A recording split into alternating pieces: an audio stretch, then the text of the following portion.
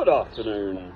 So now, selected highlights from Isaiah for David, SPL, ISO, whatever that means. I wonder where David is.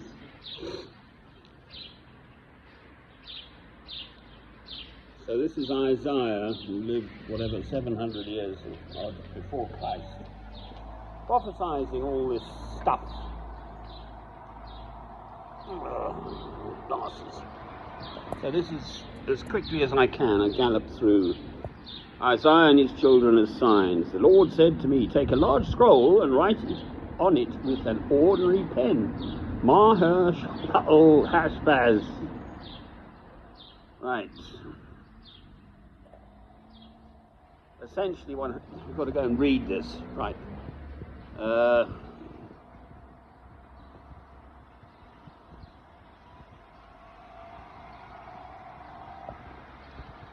Lord's going to bring against them the mighty flood waters of the Euphrates. Oh, Lord. Many of them will stumble, they will fall and be broken, they will be snared and captured. Darkness turns to light, that's better. Consult God's instruction and the testimony of warning. If anyone does not speak according to this word, they have no light of dawn. Right, so I'm galloping as fast as I can, just picking. Nevertheless, there will be, this is now chapter 9, no more gloom for those who were in distress. In the past, he humbled the land of Zebulun, the land of Naphtali, but in the future, he will honor Gad of the nations by the way of the sea beyond the Jordan, and then the beauteous stuff comes. For to us a child is born, to us a son is given, and the government will be on his shoulders, and he will be called Wonderful Counselor, Mighty God, Everlasting Father, Prince of Peace. Of the greatness of his government and peace there will be no end.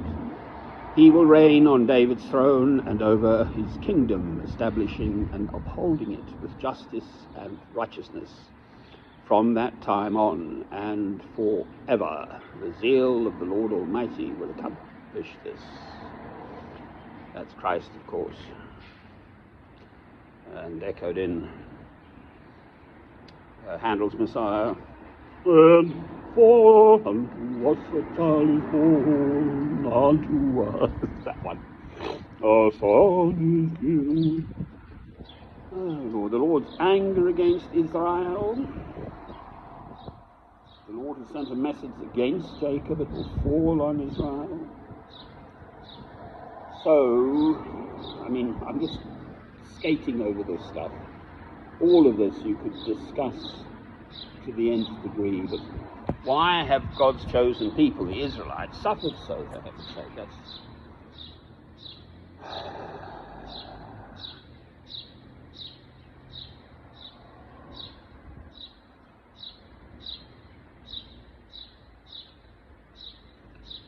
yet for all this, his anger is not turned away, his hand is still upraised, but the people have not returned to him who struck them.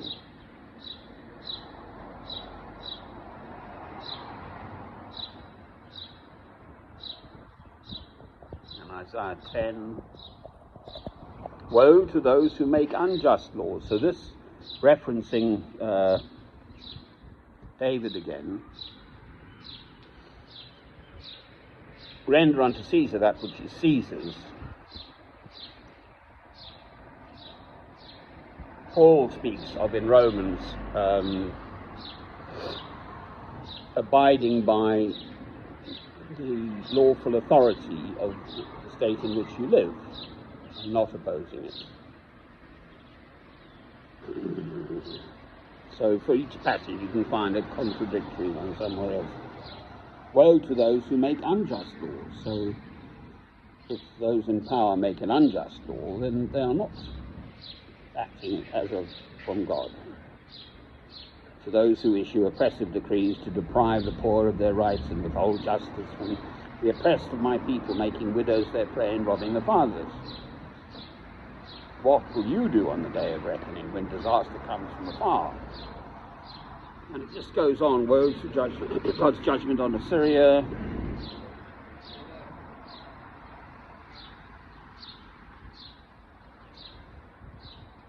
And there's so much in here. But then the remnant of Israel,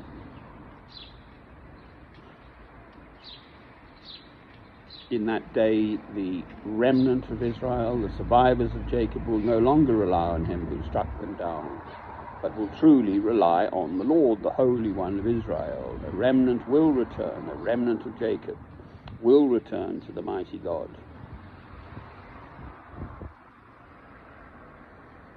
So much more. And then Isaiah 11, which I referenced earlier, branch of Jesse. So a shoot will come up from the stump of Jesse, from his roots a branch, this is Christ, from his roots a branch will bear fruit. The Spirit of the Lord will rest on him, the Spirit of wisdom and of understanding, the Spirit of counsel and of might, the Spirit of the knowledge and fear of the Lord, and he will delight in the fear of the Lord. He will not judge by what he sees with his eyes, or decide by what he hears with his ears, but with righteousness he will judge the needy. With justice he will give decisions for the poor of the earth. He will strike the earth with the rod of his mouth. With the breath of his lips he will slay the wicked. Righteousness will be in his belt, and faithfulness the sash round his waist. The wolf will live with the lamb, the leopard will lie down with the goat, the calf and the lion and the yearling together, and a little child will lead them. The cow will feed with the bear, their young will lie down together, and the lion will eat straw like the ox. The infant will play near the cobra's den, and the young child will put its hand into the viper's nest. They will neither harm nor destroy on all of my holy mountain.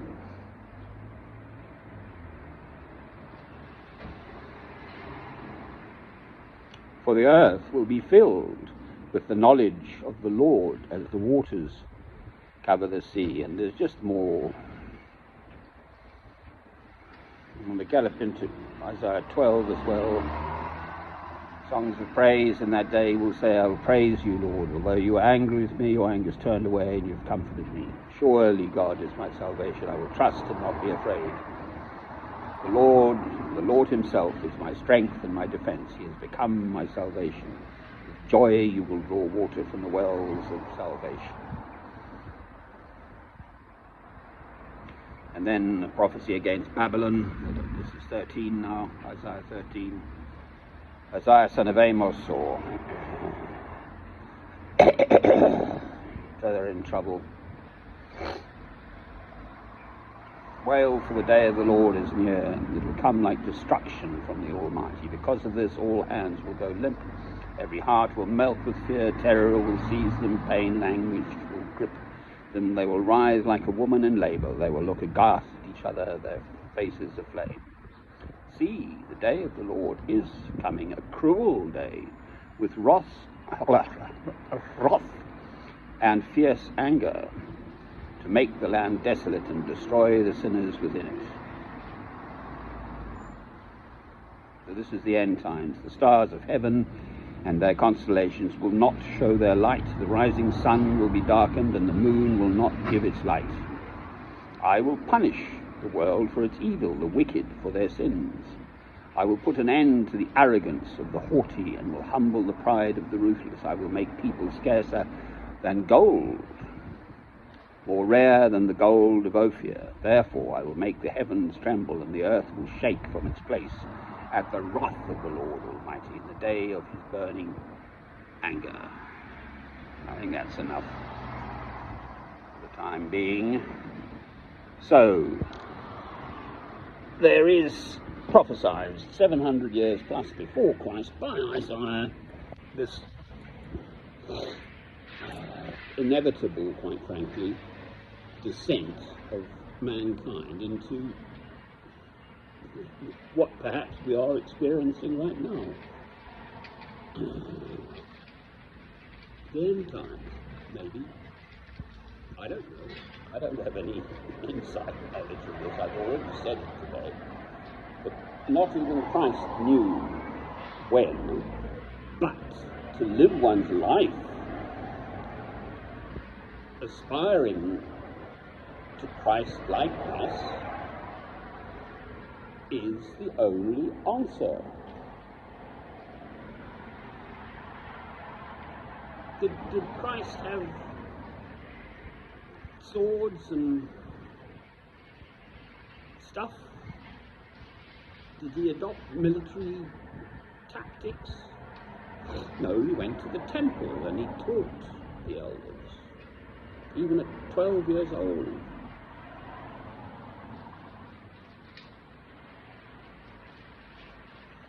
I'm merely speaking as a Christian with the love of God through Christ within me. So, yes, I'm selecting the passages that go to support my absolute conviction that violence can never be the answer. Amen. Sorry, David. Sorry about that.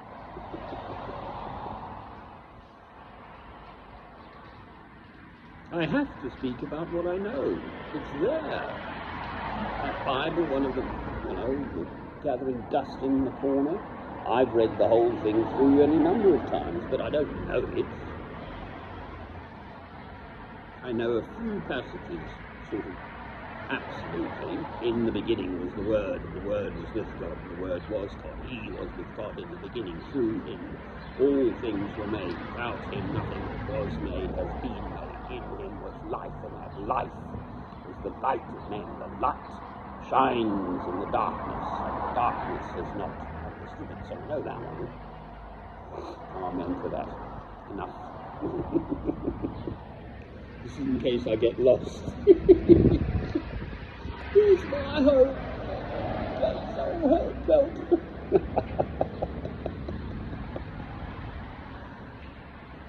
I realise that I'm actually sort of surround my serious stuff with little jollies. I don't want to be a miserable sort of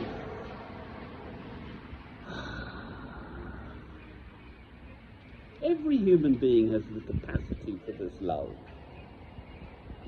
Don't go down other paths.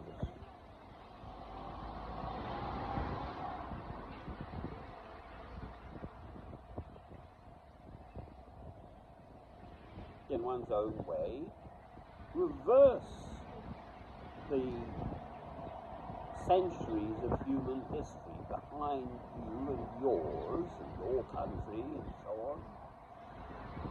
I mean, I've already said it today, especially during that second war in Iraq with Mr. Tony Blair strutting and stuff. Mr. Chirac of France, the Président Chirac of La France, he said no, it is wrong. Whatever else you might think, I might admired and respected him for his stand.